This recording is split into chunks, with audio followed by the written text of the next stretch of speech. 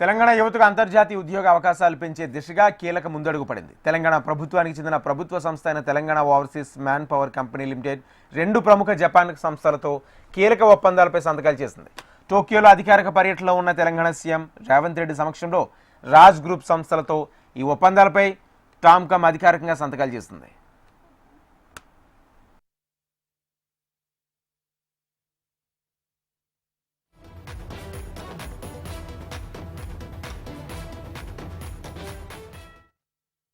ఈ ఒప్పందాల ద్వారా జపాన్లో పెరుగుతున్న ఉద్యోగ అవసరాలకు అనుగుణంగా తెలంగాణ నుండి నైపుణ్యం గల యువతను నియమించేందుకు వీలవుతుంది.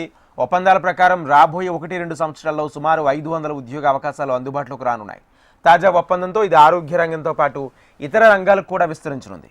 ఈ ఒప్పందాలు తెలంగాణ యువతకు అంతర్జాతీయ స్థాయిలో ఉద్యోగ అవకాశాలు అందించడంతో పాటు కీలక మైలురాయిగా నిలవనున్నాయి.